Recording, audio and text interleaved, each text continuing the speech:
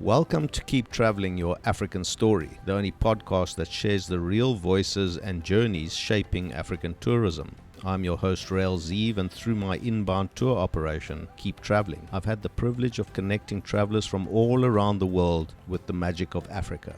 This podcast is my way of opening that world up to you, a place to learn about the people, properties and opportunities that make travel across this continent so very special.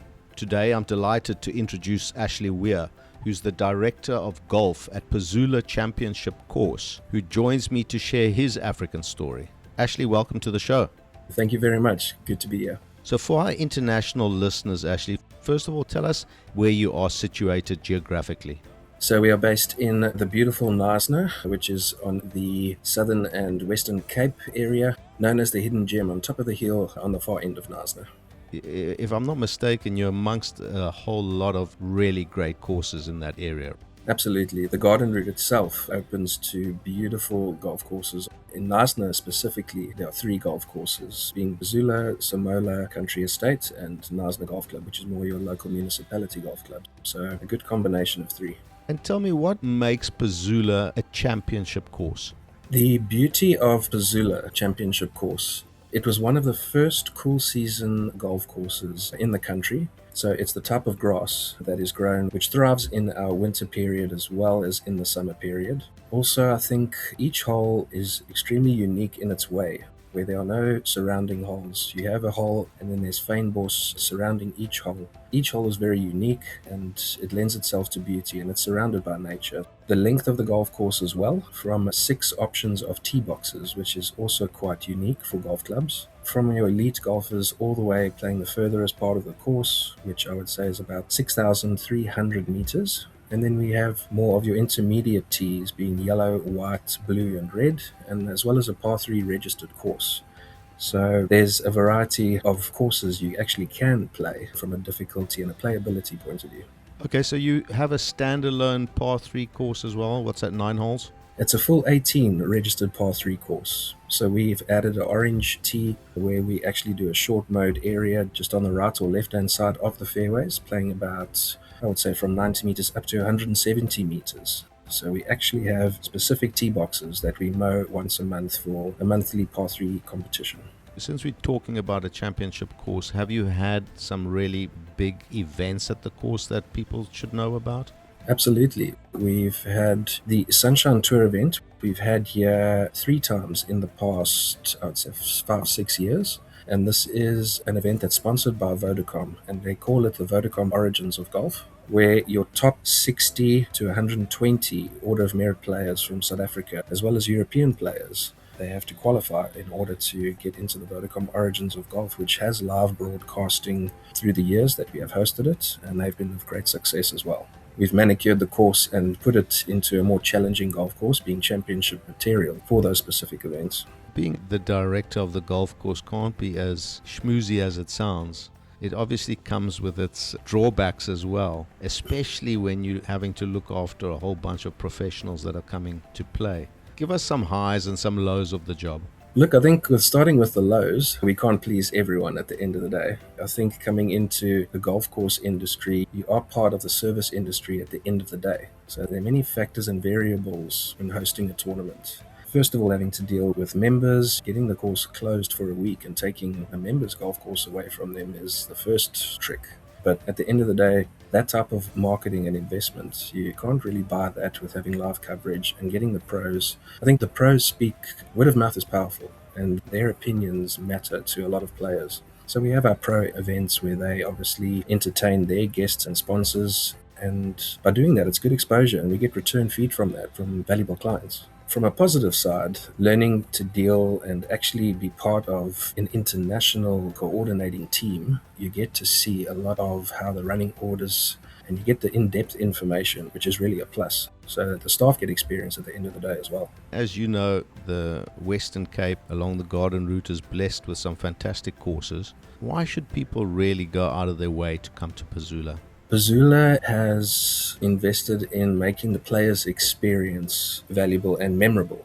From the moment when you get into the car park, once you are introduced and welcomed by our ground staff. And as you enter the club, there's that warm feeling where it actually wants them to come back, and they get enticed to experience more. From walking through to the pro shop assistants that are there to assist. We have lovely apparel in our pro shop, and then moving down to the first tee with a professional starter, and then experiencing a course, like I mentioned, which each hole is unique and memorable. I think that from a golf course experience, that's what we've really tried to focus on, to make visitors and newcomers happy, so we get them to return and come and visit the overall experience as well as the Knysna community. The town itself is beautiful. There are many tourist attractions here, with us being on the East Head side. We're right on the coast.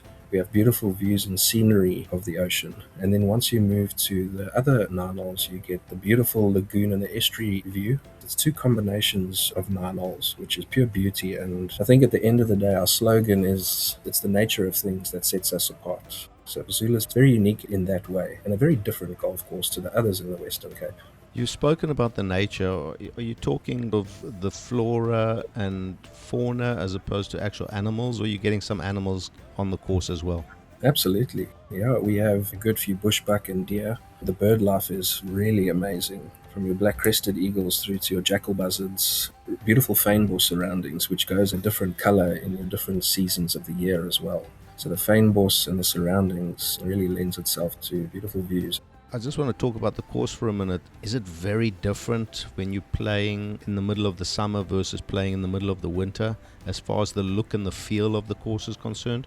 I think in our winter period, we obviously get our rain in winter, autumn. The summer, the course in that time, being a cool season course, the greenery and the course pops. It's extremely lush at that time. There's less traffic in the winter period, mainly from May through to about October. And then once your summer period kicks in, the course actually plays a bit firmer, and it's not as green, but our greens and tee boxes are protected. And our greens and tees actually have a very similar, but is the same turf actually. So a lot of people say that our tee boxes are just as good as our greens, which is also very special and renowned for that. But to answer your question, the summer period, it does play as a different golf course, but the beauty and the look of it is still immaculate. For international travelers, what sort of accommodation facilities are there around Pezula Championship Course, and how can they fit in 2, 3, 4 rounds?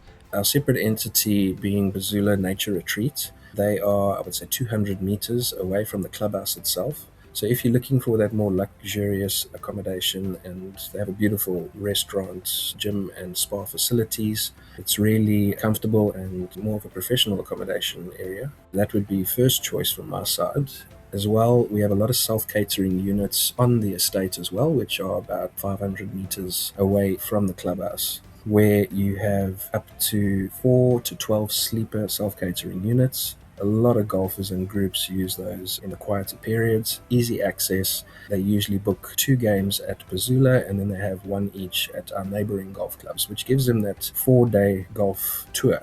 They always come back for the second round here. So their first round would be here, the other 2 in the middle, and then their final round at Pezula. They do Pezula letting. Those are the self-catering unit villas. They also have houses on the estates that they do short-term rentals out as well, which is really great, from 4 to 8 sleepers as well. And then down below Pezula, we have a variety of Airbnbs as well.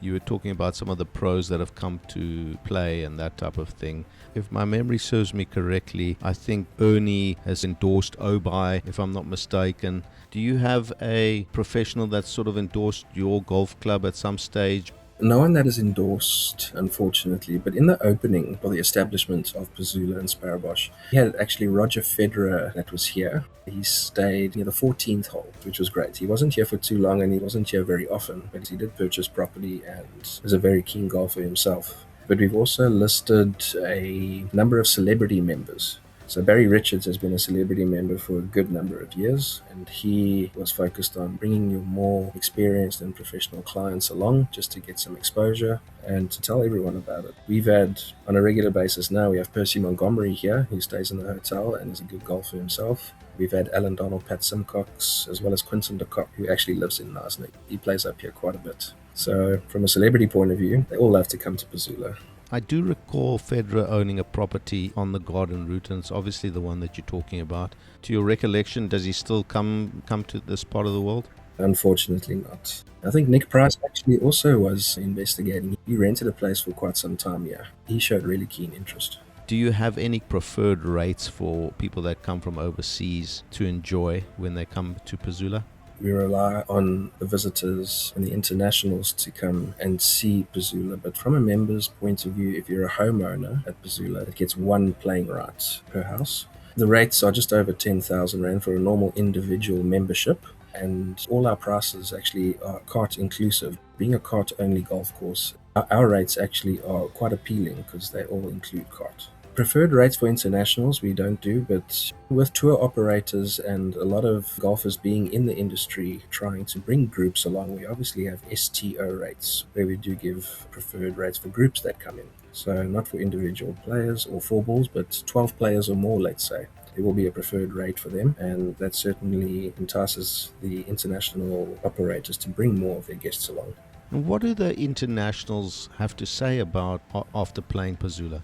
I always say you can't make everyone happy, but the golf course at the end of the day, there's no complaints about the golf course. There'll always be a complaint with regards to the halfway house experience, let's say, or they lost a wedge on the golf course. But the positives outnumber the negatives. The golf course itself, and being such a player-friendly course and a good experience with our GPS units on our carts as well, the round is made easier for them, which ultimately they find it more enjoyable. I'm sure. Is there any other activities outside of the course that people can enjoy but still be doing golf at the same time, or in the afternoon or in the morning, that type of thing?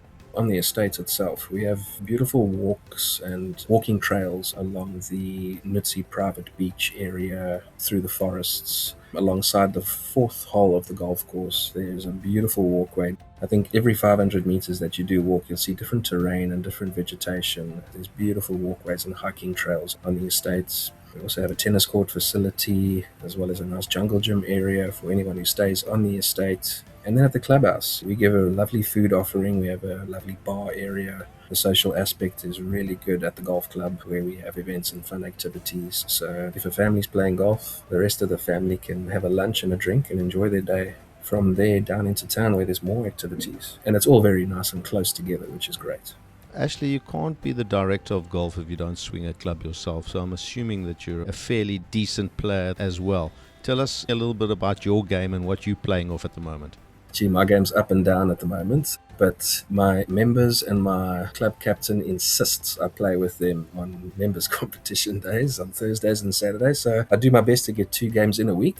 Yeah, I'm playing off a +1 at the moment, a dodgy +1, but yes, in my earlier days, my competitive golf was certainly on par.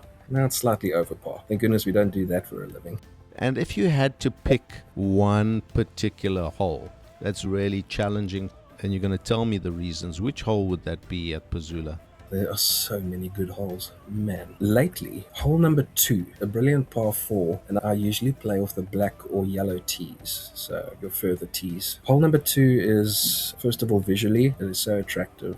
It's about, I would say, a 395 meter par 4, and it is a stroke 7. Recently changed to a stroke 7, it was a stroke 5. But it plays really difficult. It's got a slight dog leg to the right with a huge penalty area, water, a holding dam actually, where we hold all our water, which is hugging along the right-hand side. On your far left, you have these beautiful fairway trapped bunkers, which is exactly in the line that you need to play. So your club selection from the tee is crucial. On your approach, it's actually an elevated green, surrounded on the right-hand side and the back of the green with pot bunkers. I would say a kidney-shaped green with plenty of undulations. You really got to have course management cap on for that hole. I would say of late, hole number 2 would be one of my favorites. You take a par there and you run, in other words. Listen, from your explanation, I've already put my drive in the water because I know how I swing the club. So, yeah.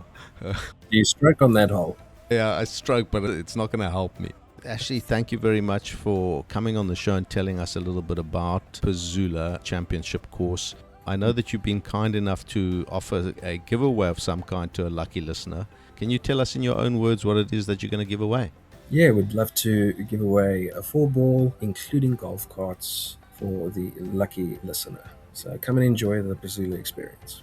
Appreciate your time again, Ashley. Thank you for coming on and telling us about Pezula Championship Course, and we hope that we will encourage more people to do that fantastic garden route golf adventure from Cape Town all the way through past Knysna to Quebec, playing some amazing courses, and we definitely want them to stop at Pezula Championship Course. So thank you very much for coming on the show.